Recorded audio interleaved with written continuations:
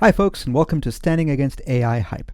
My name is Hari Kumar, and I've designed this three-part video series to help folks learn more about generative AI so you can take a more informed stand against the hype surrounding these AI products. Now, in this first part video here, I'm going to get into AI's environmental and technological problems. In the second part, I'm going to get into AI's societal and business harms. And in the third part, I'm going to offer some practical strategies and resources. One of those resources is I've actually created shorter form versions of this. There's an online guide, and there's also a one-pager that distills all of this information down into just one handout size thing. So in these video series, I actually want to take some time to really do a deeper dive and walk us through in a little bit more detail some of the problems that people should be aware of. So with that said, let's get going. My first disclaimer right away is, as you might have seen from the first slide, no generative AI tools were used in the creation of this presentation. This is a standard disclaimer slide I put in front of every presentation I do.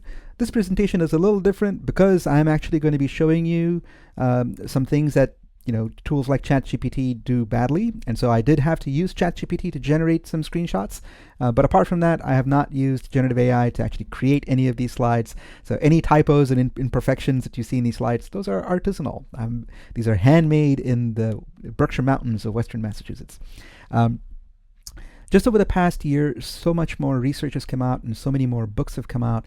I've read a bunch of them, and so throughout this presentation, I'll be citing as many of those as I can and attributing them, because a big part of my commitment here is to actually connect with real people and promote real human skills and recognize authentic communities. So I'll be doing a bunch of that throughout as we go through.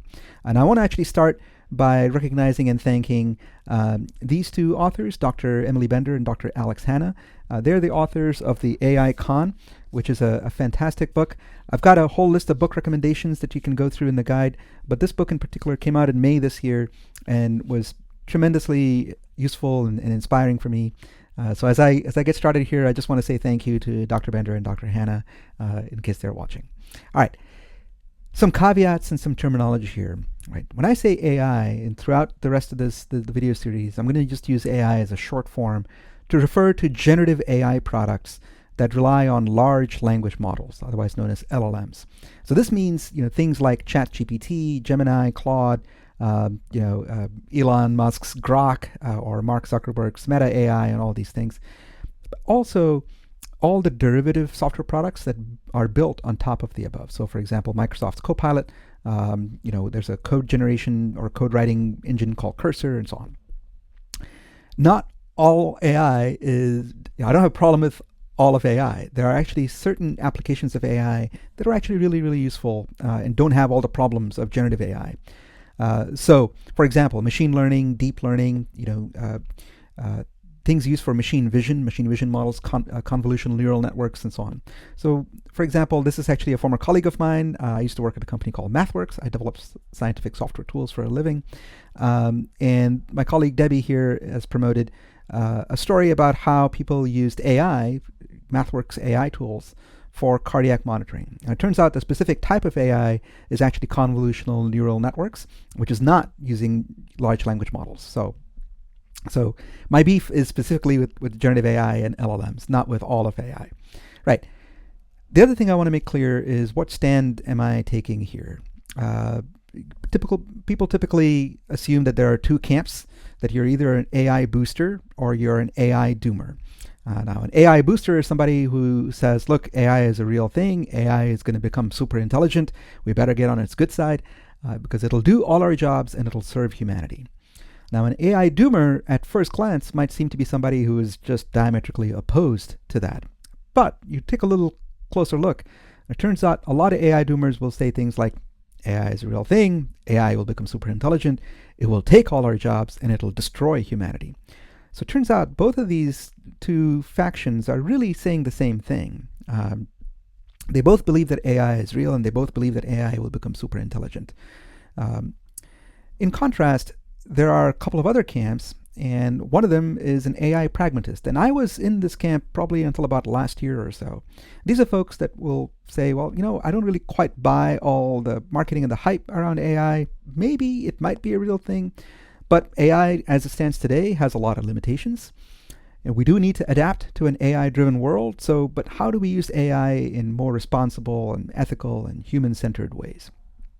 A really reasonable place to be, but especially given a lot of the things that we now know about how these things work, I've actually evolved my position, and this is where I stand now. And this is an emerging movement. A lot of folks are in this camp of being really pro-human and anti-AI. And so in this camp, the stand is, and this is my stand, that AI really is just a marketing term. It's really poorly defined, and it's a marketing term for really just badly made software. Despite all the future promises, you'll notice, folks that are really pro-AI will always use future tense. AI will do this. AI will do this someday. Despite all those future promises, AI, as it's marketed today and as it's being used today, is causing massive harms. And especially the environmental impact alone should just be disqualifying. Instead, we really should be prioritizing human connection and human skill building. So of course, as the founder of Convivo, an authentic communication training company, I'm in this camp.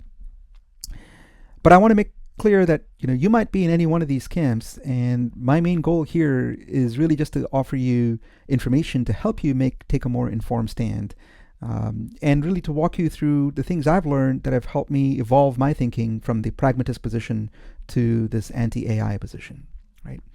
So, for me, I have really 4 big reasons, and they break out thusly, right? First, just how bad is this environmental impact really? And why does generative AI need all that energy and all that water that's causing it to have all these environmental impacts? And if it really does need that much power and that much water, it must be pretty powerful, right? So why is it actually so unreliable and wasteful by design? Why is it designed in such a bad way? So that's, the first 2 reasons. The second 2 reasons are, well, regardless of the environmental impact and regardless of how badly it seems to be designed, a lot of people seem to be using it, so it must be useful, right? And so what are the current harms from actually using it as it's designed? And then what about the money? It's $1 billion. It's actually almost close to $1 trillion of investment that so many companies have poured in. And all these companies can't be spending all that money without expecting to make a profit, right? How come not a single AI company has actually turned a profit? And it's been over 3 years now. And lastly, it sure seems inevitable. So what can we do about all this hype around generative AI? So in this first part, we're going to get into the environmental impact and the technological problems. In the second part, we're going to get into the harms. And in the third part are actually, so what can we do about all this? Let's get into AI's environmental problems. When we start with an interaction with a generative AI product, like in this case, let's say I ask ChatGPT, hey, how much power does an average household consume? And it goes off and computes and comes back with an answer, and there's the answer right there. What actually happens is when I type in that prompt into ChatGPT, that prompt gets sent to a data server or a data center, and a computer server in that data center processes my request. Now, we might think, hey, data centers, they look really clean and quiet and serene this way. What actually goes on inside a data center? And so I'm going to play a clip of this video that gives you a little sense as to what it sounds like and what it feels like to be inside one of these data centers. Let's watch. Welcome to an AI data center where you can hear. This is extremely loud right now. And feel. This can blow dry my hair. The power. The AI's in there. By 2028, data centers like this across the country could use 12% of all US electricity, enough to power more than 55 million homes for a year. So that's Joanna Stern at the Wall Street Journal with this really, really good clip. I'll add a link to the full clip so you can watch it later on if you'd like. So that's what a data center feels like inside. It's really, really loud. There's a lot of fans blowing, and it's also hot. There's a lot of air circulating to try to keep it cool. So why does AI need so much energy and cooling? It turns out here's a common mental model for what is generative AI and how it works. Right? The basic idea that a lot of people carry around is that, large language models literally are large, models of language. And how they develop a model of how human language works is these large models taken a large amount of training data, lots of text, pretty much the entire web, the sum total of human knowledge, as some people have called it, shove it into this thing, and it develops a model of how human language works. And then you ask it a lot of questions, and it'll do a bunch of things for you. It'll extract information, it'll follow instructions, it'll recognize things, and so on.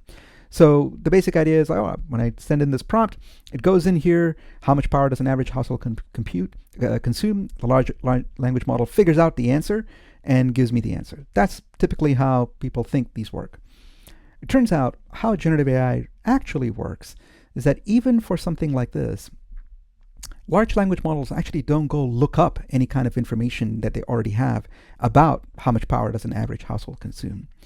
Rather, what large language models actually do is they take the prompt that I provide and they compute based on that prompt. They try to figure out, like, what are the sequence of words in that prompt and what might this prompt actually be asking for. And so it does a bunch of math to break down that prompt into an index, into its large language model. And then it goes up and looks inside its patterns of data and tries to figure out what might be the most plausible, likely sequence of words that might satisfy a human who has provided that prompt. So it's really important to know that it's not actually trying to find an answer. It's actually computing what might be the most probable sequence of words that satisfies the user's question. We'll get back to this in a little bit as to why they designed this way. But at the heart of it, what's actually going on is a whole bunch of computations on a really, really, really large data set. Now, how large? Right?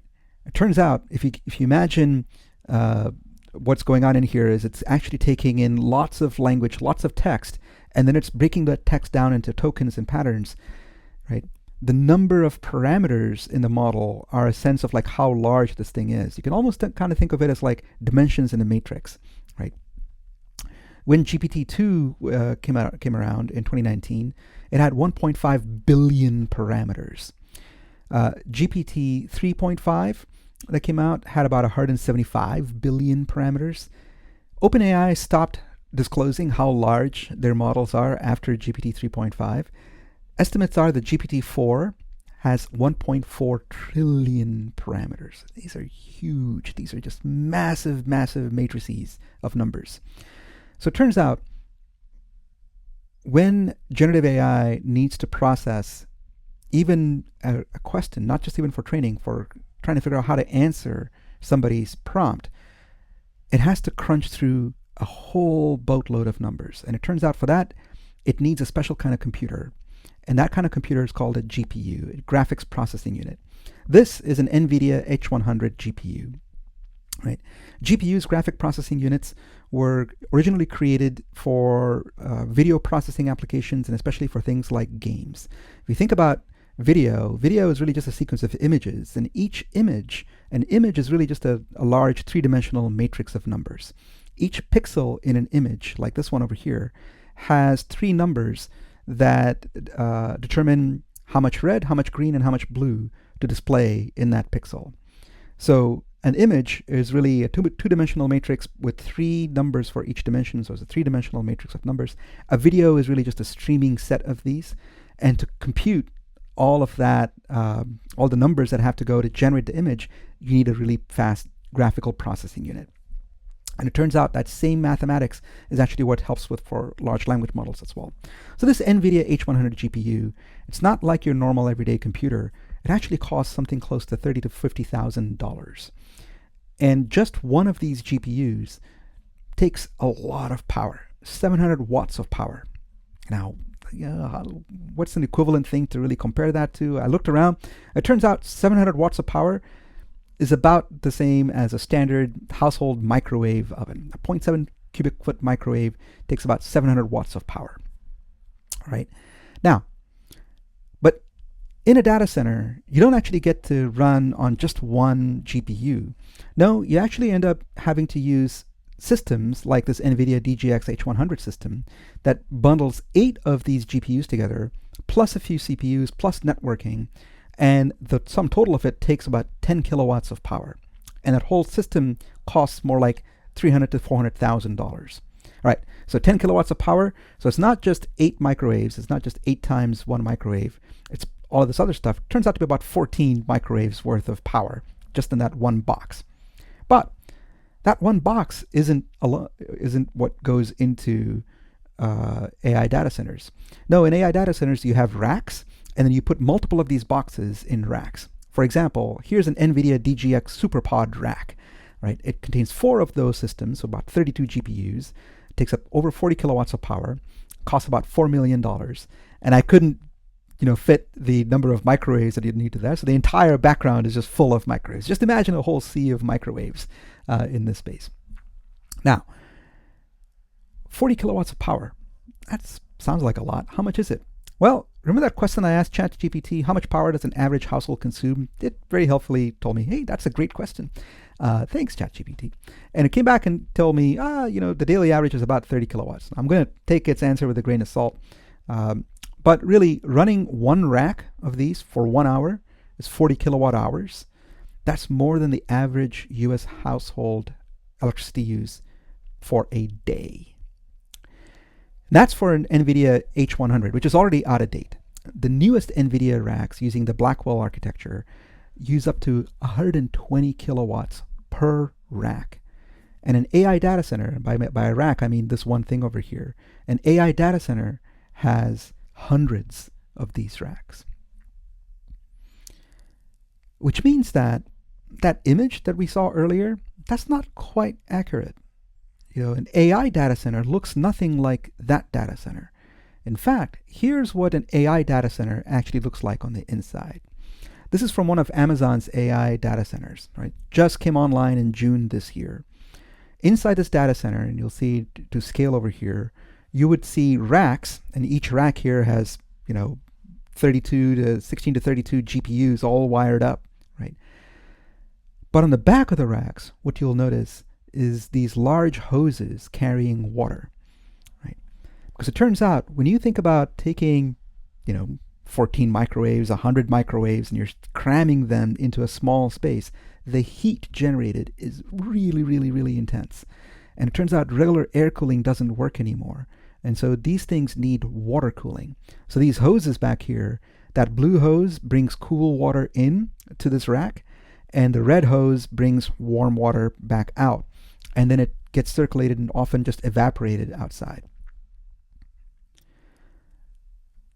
So this means that every single interaction that you have with a tool like ChatGPT not only takes up a lot of power, but also consumes a lot of water. So how much water and power does a typical ChatGPT exchange take? Well, a bunch of different research has come out just this past year. I'm highlighting 2 particular reports here. One of them is from MIT Technology Review. And what they did is they took a look at the electricity usage. Meanwhile, at UC Riverside, professors there looked at estimating the water consumption of interacting with ChatGPT. And both of them used a similar type of paradigm for thinking about what might a typical ChatGPT interaction be. The MIT Technology Review looked at what does it look like if you ask ChatGPT. The example they used was, say you're running a marathon and you wanted to do some fundraising for this marathon to help have people support you as you're doing this marathon. And so you might ask ChatGPT a bunch of questions about, what should you know about how to fundraise for a marathon? And you might decide you want to create a flyer. So you take 10 attempts at an image to put a flyer together. And then you might want to create like a video that you can put on social media to promote the fact that you're running this marathon. So you might ask ChatGPT to help you. It might take 3 tries to create a 5-second video. This is a very, very typical casual use type interaction with ChatGPT. And it turns out the amount of water that it takes to cool one of the GPUs is about as much as a 500 milliliter bottle of water, or 16 ounces. I have a 18 ounce bottle here. And it turns out in so many ways, the way that these data centers use water is they often don't really recycle the water. So it's just like taking this and pouring it out and just letting it all evaporate. How much power does something like this take, these types of interactions? MIT Technology Review estimated that it's equivalent to running that microwave, here's that microwave again, for 3.5 hours on high. That's a lot of water and that's a lot of power just for a very simple, casual ChatGPT exchange. And by the way, all of these estimates were done with what the researchers knew about what OpenAI publicly disclosed about the size of GPT-3. GPT-4, so GPT-3, as a refresher, OpenAI said had about 170 billion parameters. GPT-4 has at least 10 times as many, 1.4 trillion parameters. And so conservatively, you might have to multiply these by at least 5 to get a sense of how much ChatGPT-4. And ChatGPT-5, OpenAI has stopped disclosing the sizes. We don't know how much bigger ChatGPT-5 is, but it's fair to expect and assume that it's actually even more intense than this. So AI has a pretty serious water abuse problem. A lot of articles have come out really studying this in depth. And I'll link to some of these at the bottom of the video as well. This is a report from Food and Water Watch that highlighted that AI data centers actually really need clean, treated water. Even if they try to cycle the water through, there's inefficiency and they need to have a fresh supply of clean, treated water coming in all the time. And this really is having a lot of effects. For example, in Arizona, data centers have taken up so much water that it's drained the groundwater supplies, leading to farmers not having water for their farms and households really not having any tap water. This is not just in water-starved areas like in the desert.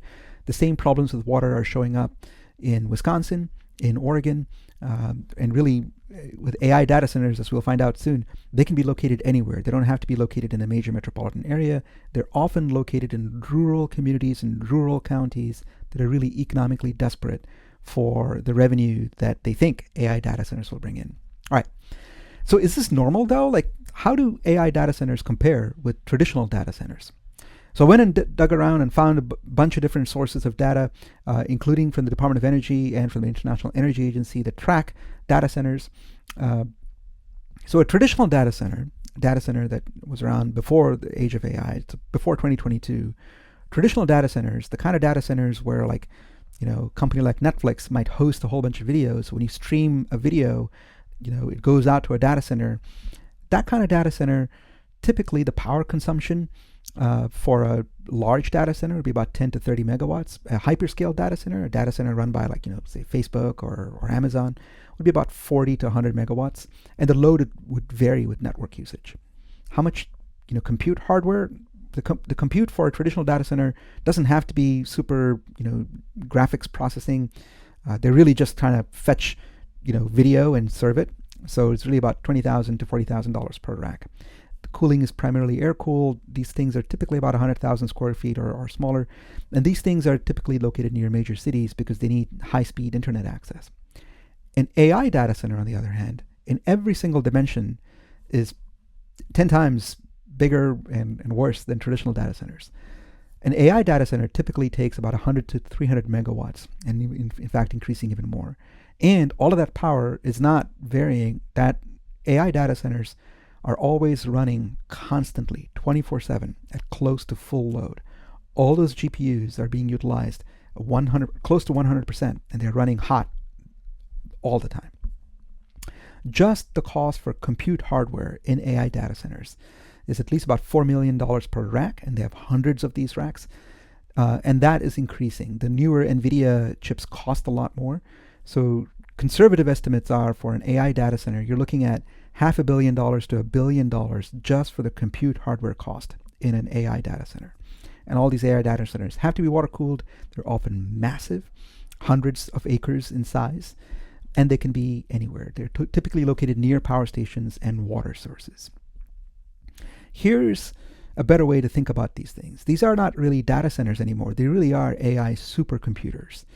This is an image of Microsoft's latest AI supercomputer. It's called their Fairwater Center, and it's in Wisconsin. And there's really nothing fair about how they use their water. Anyway, let me set that little chip aside. Microsoft opened this data center just a month ago or so. And you can see the massive amounts of cooling fans and the water supply that's going in there. But you can also see the power generators that they have in here. Some of them are actually fossil fuel powered. This AI supercomputer takes about 300 megawatts of power.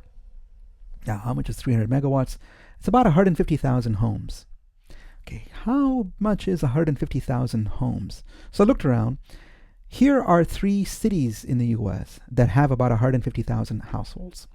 So that one AI supercomputer in Wisconsin takes about as much power as the entire city of Cincinnati, or the entire city of Pittsburgh, or the entire city of St. Louis, just for that one AI supercomputer. Now, I said it takes about as much power as one of these 3 cities. What if they're building AI supercomputers that can power all 3 of those cities, takes up the power of all 3 of those cities? That's actually what's coming down the pipe. In 2026, we're going to see gigawatt AI supercomputers that take up 1,000 megawatts of power. Mark Zuckerberg's Meta is creating one called Prometheus in central Ohio. And Elon Musk is creating one in Memphis called Colossus. Right? But that's not enough. OpenAI is working on a 4.5 gigawatt facility in Abilene, Texas called Stargate. It's massive. It's projected to be completed in 2026. It might take till 2027 because it takes quite a lot of time to do this. This is from CNET. AI data centers really are coming for our land, our water, and our power. Especially about power, AI has a serious energy abuse problem. Right? This is from McKinsey and Company, drawing from data from the data center industry themselves, but also from the International Energy Agency. Just in the US alone, data centers in the US in 2023 consumed as much power as the entire state of Ohio. And they're projected in about the next 2-3 years, just in the US alone, data centers in the US alone are projected to use as much power, as much electricity as the entire country of Germany. And this is for all data centers, but over the next 3 years, AI data centers are expected to take up a significant portion of the electricity demand of all data centers. Right? That's in the US. Globally, AI data centers are exploding demand for electricity. Right? So these curves over here show globally how AI global data centers are projected to increase the consumption of electricity. Even if they were to come up with efficient ways of building these, which technologically it's really challenging. They can't, not in the time that's needed right here. They're going to be really outpacing a lot of other sources of electricity consumption. In fact, one of the projections over here is that in just the next 3 to 5 years, data centers alone are going to be the 6th highest consumer of electricity. And especially if AI data centers really take off, data centers alone might actually outpace all the electricity taken up by all the electric vehicles on the planet. Right? And data centers alone might become the 3rd highest consumer of electricity globally, ahead of electric vehicles. Which means that with all this power, where is that power going to get generated from? And it turns out renewables are not going to be keeping pace with this. So currently what's happening is all of these AI data centers are finding themselves having to rely on fossil fuel emissions a lot more. So they're using, especially in the US, they're using natural gas turbines to power these data centers. In China, they're using a lot more coal, both in the US and abroad. Fossil fuel power generators that were scheduled for decommissioning, especially coal-powered plants, are getting recommissioned, are getting extended. And AI companies are looking at using a lot more nuclear power. 3 Mile Island in the US was scheduled to be decommissioned. It is now under contract with Microsoft to reopen and to build even more new nuclear power, which carries with it all kinds of hazards of radiation, nuclear pollution, dangerous catastrophes, and so on. global data centers are projected to significantly increase CO2 emissions. This graph over here, until about 2020 or so, it was actually beginning to plateau as many of these tech companies were pledging to reduce their carbon emissions. And starting in 2022, this graph has begun to go up again. And all the major tech companies have silently withdrawn their pledges to reduce their carbon emissions because they just simply cannot commit to reducing them because they're building data centers that are actually increasing carbon emissions. So that's the argument against AI just from an environmental impact perspective in a nutshell. Generative AI causes significant water abuse, significant electricity abuse, increases fossil fuel usage, increases emissions, especially at a moment where our planet is at a tipping point. These generative AI products are causing an increase, not a decrease in emissions. And all these, we haven't even gotten into all the pollutants in these AI data centers and all the forever chemicals that they use in their cooling systems and in their heating systems. Now, that's not just me saying it. Even better in a nutshell is how this short video from Business Insider describes it. It's about 2.5 minutes. I'm going to play it in its entirety, but it really makes a really strong case and summarizes everything I just said. So let's watch that. Let's talk about the real-life consequences of AI that are happening right now. So the AI that you're using, your social media apps, it doesn't exist in a cloud. It exists in a data center. What look like giant warehouses, but they really house all of these servers. One critical thing is the amount of electricity that these data centers require. Business Insider calculated as a range. On the low end, that's as much as the state of Ohio used in 2023, their entire electricity use. On the high end, it's about as much as Florida used in that same year. So let's talk about data centers' impact on local economies. All of these different cities across the country are racing to have data centers built in their areas. In Ohio, cities are making these deals with large companies like Amazon that are very profitable. What we found is that for every full-time, long-term job that's employed at a data center, Amazon might be saving as much as $1 million in taxes that they don't pay to the state or the cities. And what jobs do come from data centers are pretty much in their construction and wrap up long before your economic development deal is done. And data centers are also contributing in major ways to air and water pollution. Because of data centers skyrocketing electricity demand, a lot of utilities are starting to say, we can't meet this demand without relying more and more on fossil fuels. So this is causing more and more air pollution. The power generation for these data centers could contribute $5.7 to $9.2 billion of annual public health costs, in numbers of hundreds of thousands of additional asthma cases that can be wheezing, tightness of the chest, difficulty breathing, and can be hundreds of additional deaths each year. And what is it like living next to these giant data centers? So these residents are living right next to these industrial facilities that are running 24/7, and they're making this really ominous drone noise.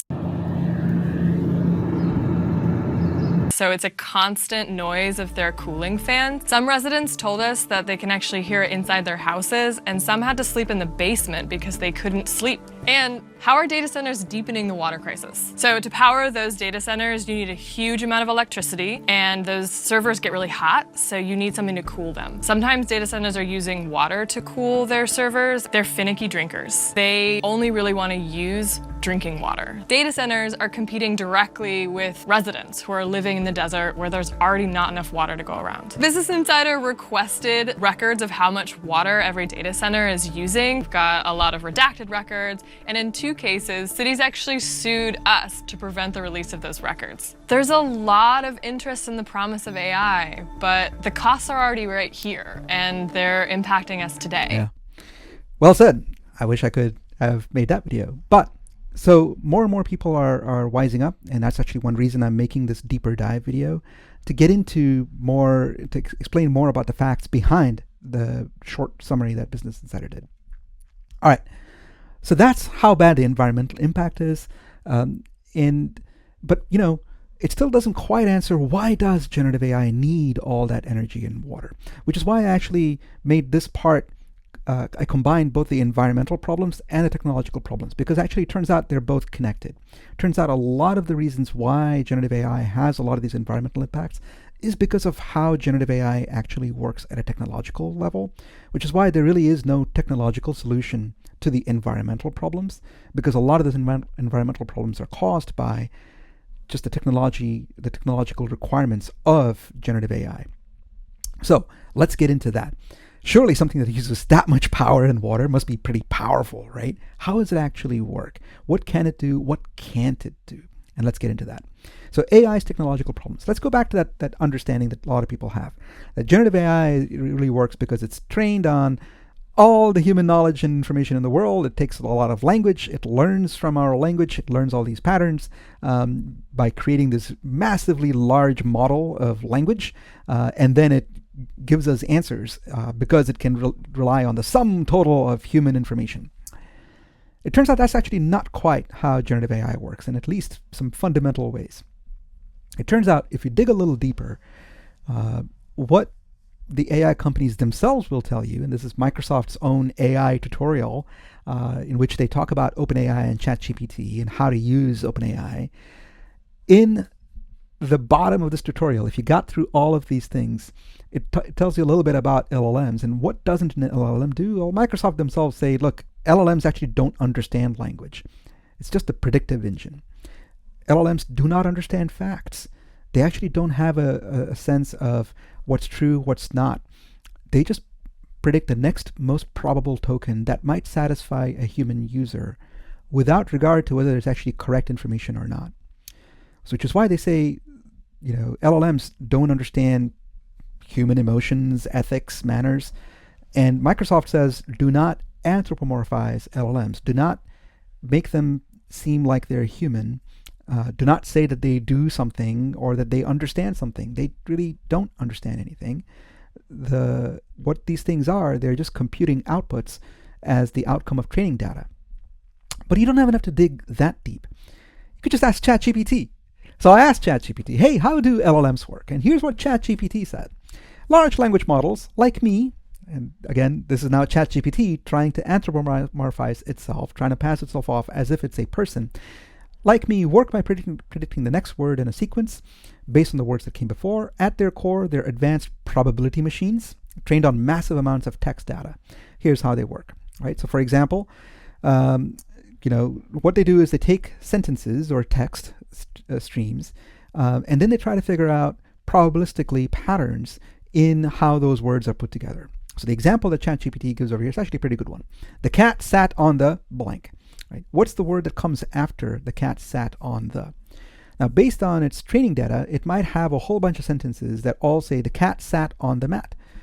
Right? The cat sat on the table. The cat sat on the bed.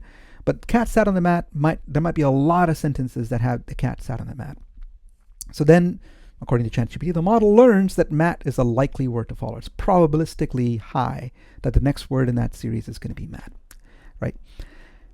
And then it says, once trained, the model is going to generate output. And it says, even ChatGPT says, it doesn't understand in the human sense, but it generates text that seems meaningful, because it's learned the structure and patterns of human language.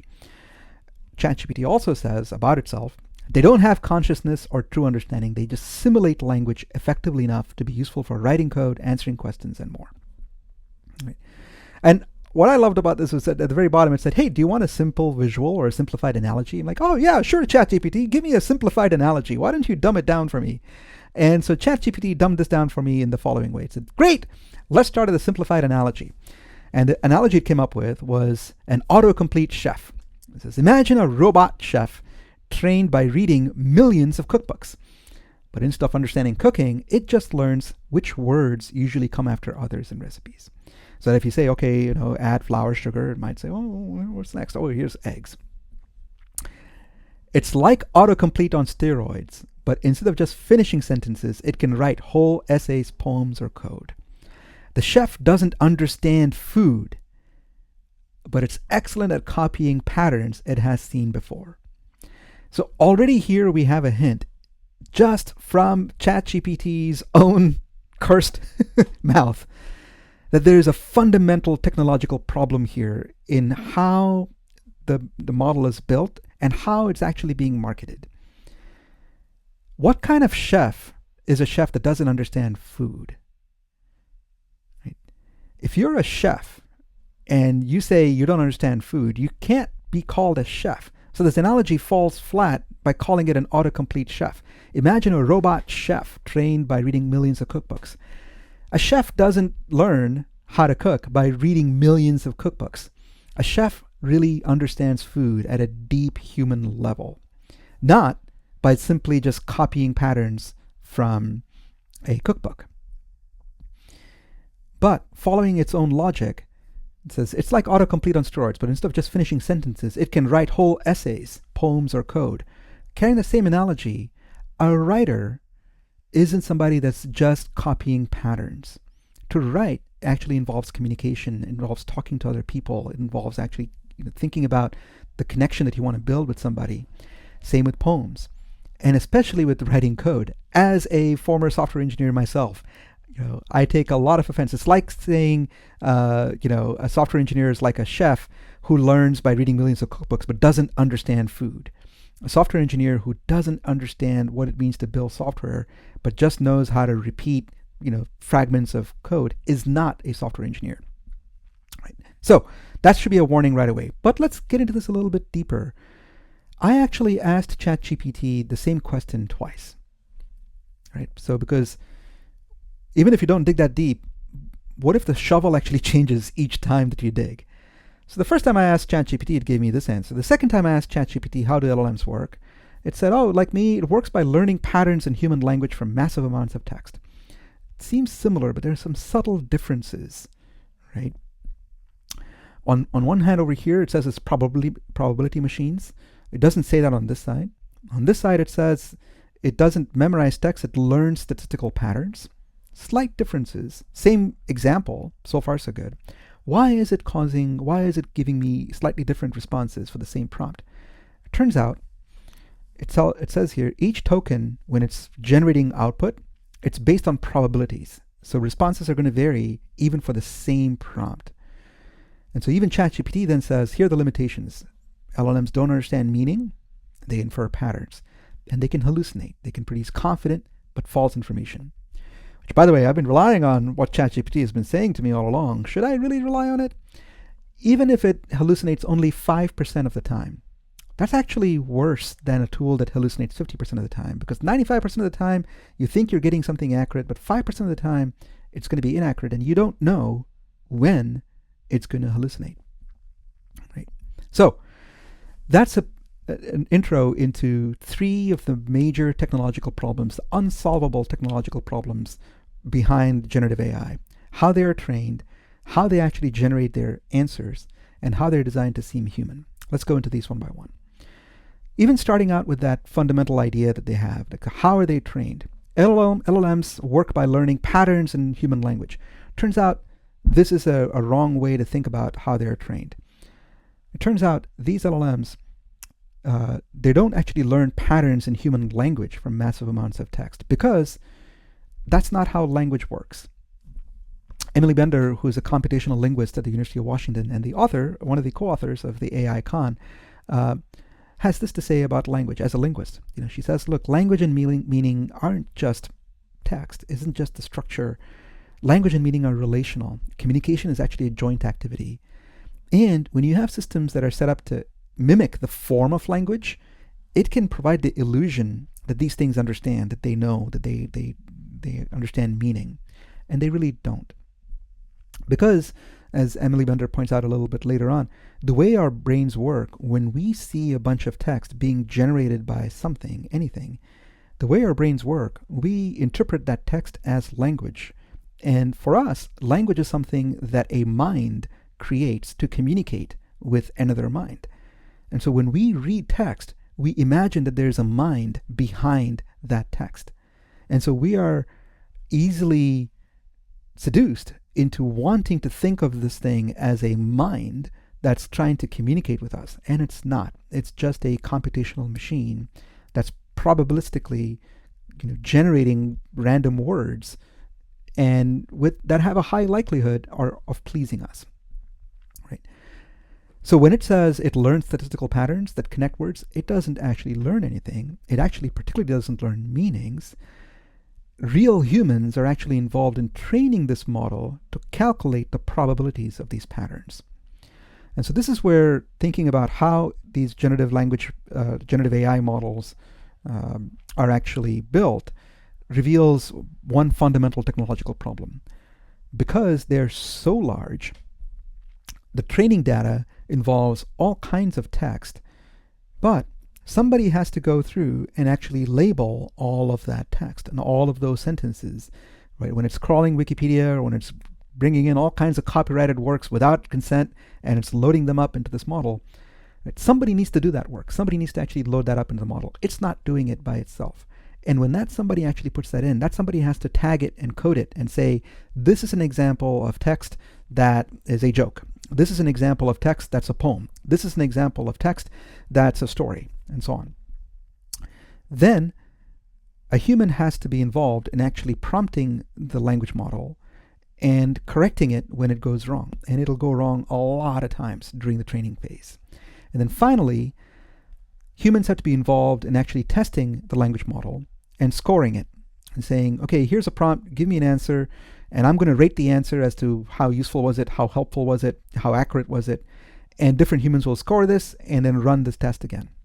So there's a lot of human labor that goes behind training a large language model, an extreme amount of human labor. And most of that human labor is outsourced to poorly paid, overworked workers all around the world. So this is an article from Jacobin Magazine, just came out last month, that looked at the hidden human cost. And one of the things they found out is a lot of these underpaid, outsourced contract workers have to sign NDAs, but then the actual content they're looking at are really horrific, harmful content. Content involving rape, murder, child abuse, suicide, and etc. And they're looking at not just text, but they're looking at images, they're looking at videos, they're looking at graphic material, and they have to code these. And it's causing a lot of trauma for them. Because they've signed NDAs, they feel like they can't even talk about it with their own therapists. Right? Another example of the hidden human cost is actually something called ghost work, which is a term coined by Mary Gray and Siddharth Suri in their book that came out in 2019, I want to say.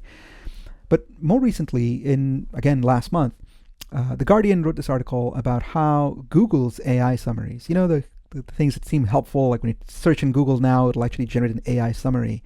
Well, it turns out that AI summary is partly derived from a large language model, Google's own Gemini, searching the web and then summarizing and generating probabilistically, making stuff up as it does that.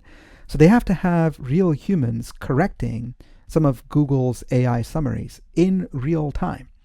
And so the way they do that is they actually, again, hire contracted outsourced workers, and these are raters.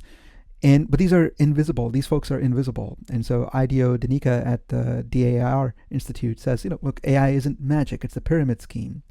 And so in this article, there's a little story here about this one person. Her last name is Jackson Artis.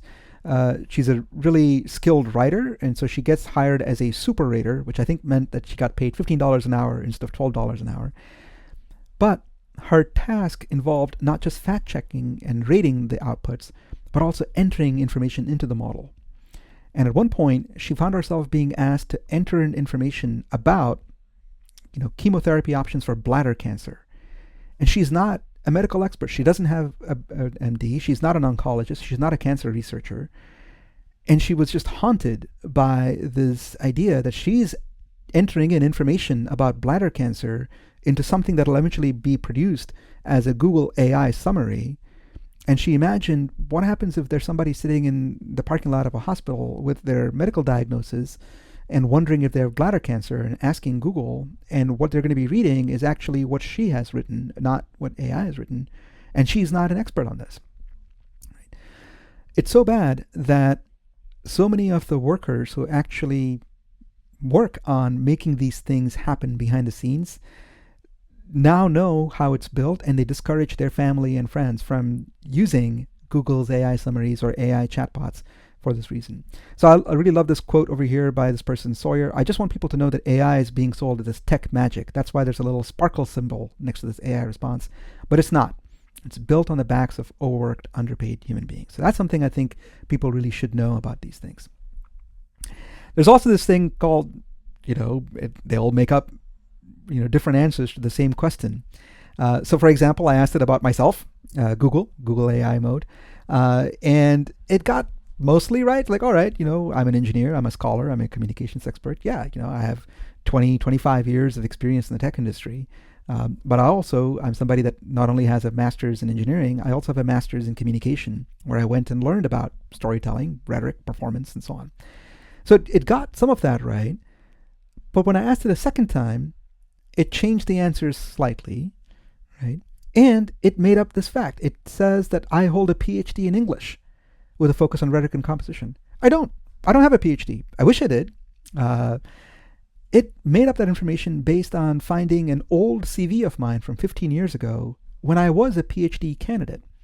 But it doesn't know enough context to know what the term PhD candidate on my CV meant.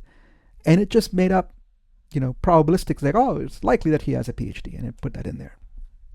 Right. So this is something this is the second big technological problem with AI, generative AI, is that they hallucinate. Now, I'm using the word hallucination carefully here. That's how a lot of people refer to it. But even to call it hallucinations implies that there's a mind here that's hallucinating. It's more accurate to say that these things make errors. These things are going to probabilistically generate errors, right? One example, the thing that kind of often catches people's attention is the more silly stuff. So for example, this is something that was about a couple months ago. If you typed into Google AI, was 2010 15 years ago, it would get it wrong. It would say, oh no, 2010 was 14 years ago. And then it would actually calculate it and say, well, 2010 was actually 15 years ago in the year 2025. Well, this is the year 2025. Turns out it's actually because generative AI is terrible at math. It cannot really do math. Because it doesn't know facts. It doesn't know the concept of like, what's a correct answer, what's an incorrect answer. But that's just a silly hallucination example. Real hallucination examples have a lot more serious consequences. There's going to be mathematical inaccuracies, historical misrepresentations, and the consequences of that is that you can have some real serious erosion of trust. You can spread misinformation.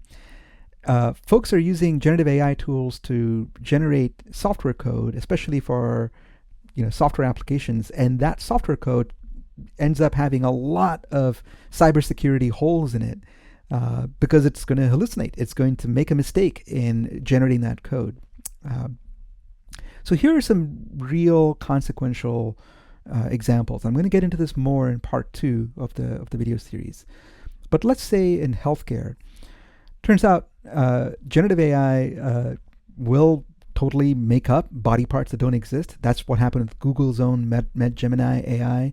And the OECD has a policy observatory, and it flagged this as a serious AI incident. But also, medical professionals are using generative AI tools to summarize medical records. And this is a use case that a lot of people think generative AI is good at. You feed it a large amount of text, and it'll summarize it.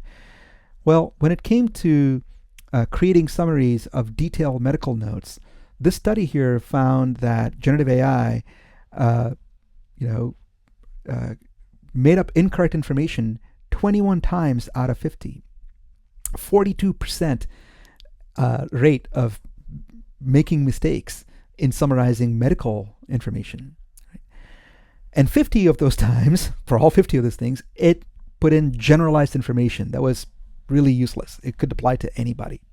Now, if I were a nurse and 42% of the time, if 20 out of 50 times, a doctor asked me, hey, what's up with that patient? And I summarized the medical notes and introduced incorrect information, I wouldn't be a nurse. I would probably be on trial for murder at some point, right? But that's what people are using generative AI for in healthcare. Another common use of generative AI in healthcare is transcription, audio transcription, using an OpenAI tool called Whisper. And it turns out that's hallucinating all the time as well. What about legal applications? Every day there's another story about a lawyer who used generative AI to write a legal brief, and the thing made up cases that don't exist. So there's actually people have done a study, and they've found that legal models hallucinate 1 out of 6 times. If I were a lawyer and I'm writing legal briefs, and 1 out of 6 briefs, I'm going to make an error and put in like a case that doesn't exist, I probably would be fired as a lawyer. There's this website that tracks the number of cases where AI has been found to cause problems. It's now at 439 so far. This is from like yesterday when I took the screenshot. And it actually highlights what kind of problems. So AI, cases where AI has totally fabricated case law, or has made up false quotes, or has misrepresented the position of one or other or plaintiffs in the case. These are all pretty serious things to do with serious consequences in the legal world. And so, of course, there's an article that just came out saying a lawyer was caught using AI while explaining to the court why he used AI. What this leads to is overall, but the industry, though, is overall moving to the stance of like, well, that's really the user's problem. You know, the user should know better. Lawyers should know better, and it's not the fault of the tool. So this is a very, very common defense that a lot of these AI companies will use. They'll say it's just a tool, and they'll blame the user, even though they know that the tool actually isn't really a tool, that it's a probabilistic random text generator. Even OpenAI, in its own research that just came out last month, they admit that large language models will always produce hallucinations, marking a significant admission from one of the AI industry's leading companies. No kidding. Because they actually came up with a mathematical framework explaining why AI systems must generate plausible but false information even when trained on perfect data. This is OpenAI, maker of ChatGPT, admitting that hallucinations are just a part of how these products work. Right? It doesn't matter whether it's only 5% of the time. It's actually worse, as I mentioned, if it's only 5% of the time. These products are going to make errors. That is just a fact of how they're built. It's a technologically unsolvable problem. Right? Which means that lots of users have to figure out our own way in a world where we're being asked to use these software products and we know that they're unreliable. So this is from MIT, and this is from a page where MIT is for MIT professors. It's their teaching and learning center. And it's for guidance on professors on how to use generative AI in their classes. And at the top of the article, there's a section that says, look, why is AI flawed? And so, you don't need to listen to me. You can listen to the smart folks at MIT who say the same things I just said. That the training data, the training part of why it's flawed is because of how these things are trained. That these things have limitations. It says here, generative AI models are designed to predict the next words. Their goal is to generate plausible content, not to verify its truth. That means any accuracy is often coincidental. They might produce content that sounds reasonable, but is inaccurate. And then lastly, inherent challenges. The technology behind generative AI isn't designed to differentiate between what's true and what's not true. Even if generative AI models were trained on accurate data, their generative nature would mean they could still produce new, potentially inaccurate content. Smart folks at MIT are saying very clearly that these things are just unreliable by design. But later in the same article, they have some suggestions for professors on how to navigate these. And each of these sounds like way more work than the marketing hype makes it appear. If you want to use a generative AI tool in your work, whether it's teaching or in any kinds of things, turns out you have to be vigilant. You have to critically evaluate AI outputs. Because unlike humans, AI systems do not have the ability to think. You have to diversify your sources. You have to use these other tools. You have to use clear and structured prompts, even though telling an AI, generative AI product, not to hallucinate or to be accurate isn't going to work. It does not know how to do that, right? So, because let's go back to remembering this from Microsoft.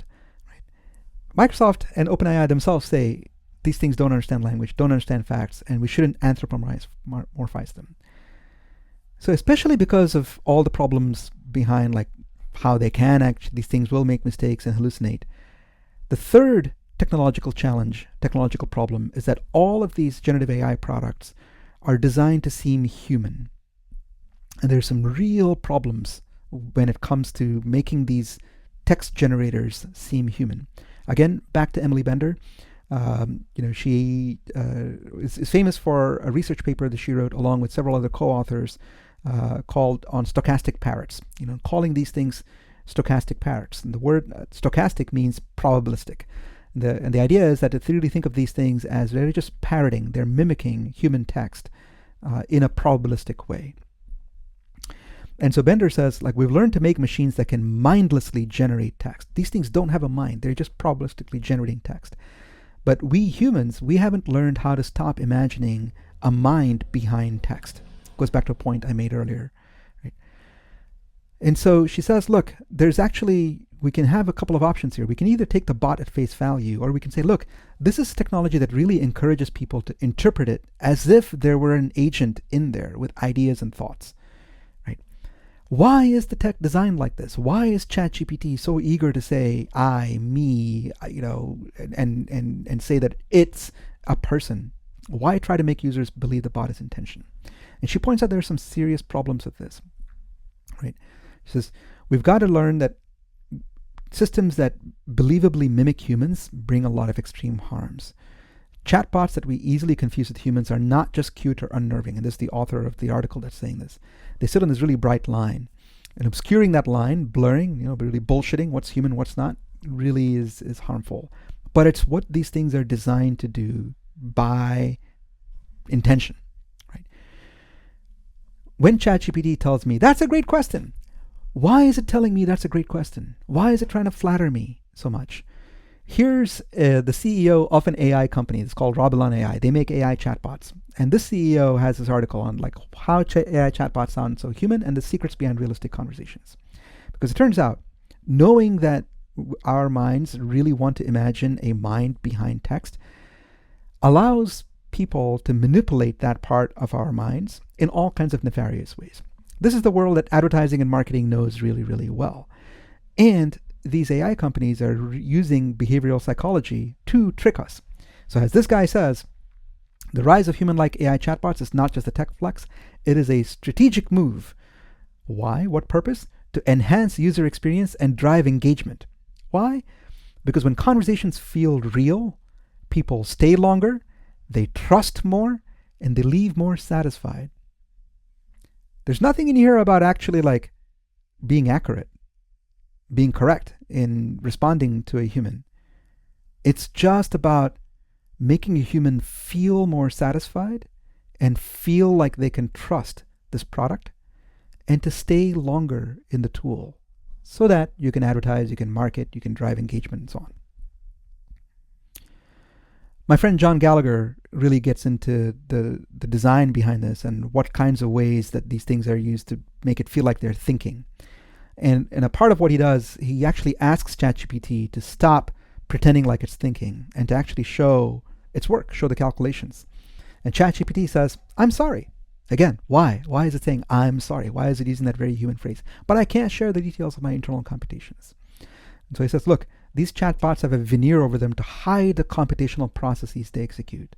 What they're actually doing, which is linear algebra or natural language processing, it's hidden. Right? The thinking is a euphemism. They're not actually thinking. They're calculating. So the last point I'll make over here is this is actually not new. This is from back in 2023 in February. This person, Terence Eden, recognized this and called it out. And he called it actually the Barnum effect, also known as the Fourier effect. It's a very common technique used by psychics. And that's what this other person, Baldur Bernsen, points out. The idea is to produce, when we hear statements that are actually very generic, we want to infer that it's actually, it's finding out something really interesting about us. So for example, this two paragraphs here about a journalist, Martin Bryant, asked Bing's AI, and Bing said, my opinion of him is that he's a knowledgeable, influential figure, etc. I respect him for his work and achievements, but I don't agree with everything he says or does, etc. Right? So initially it seems amazing. That first paragraph seems to be a reasonably good summary. But then you look a little closer, it's actually pretty generic. This is actually what's going on. This is why so many people are really, seduced into thinking that these things are intelligent, because they're actually designed to mimic and to parrot back generic statements that flatter us and make us feel like we're talking to a real mind when it's actually not. So, the three main technological problems in a nutshell. These things are just really badly made software products. They are trained in a way that's computationally really expensive, large, extremely large amounts of training data that have to be manually annotated and processed by humans who are way exploited. This is exploitative labor that's going on. These things are unreliable and inconsistent by design. I think that's a point I've made hopefully pretty convincingly by now. And these things are actually designed to be emotionally manipulative and to build trust with the user, not to actually help the user solve problems. These things are not tools. These things are, again, badly made software products. So that's part one. This is why generative AI needs all that energy and water, and this is why generative AI is so unreliable. And yet, there's so much money in these things, and there's so much marketing and hype around these things, and so many people are using these things whether they want to or not. So what are all the harms that come out of foisting these really badly made software products onto the entire world? We're going to get into that in part two. And what's the economic side here, right? How come none of these companies are making a profit? Where is the money coming from? Where is the money going? And is the money actually sustainable? Turns out there's a big economic bubble behind these. What's the details around that? That's going to be in part two. And then what can we do about this? There's good news there. I remain optimistic, and we'll get into that in part three. All right. Thank you, folks, and take care.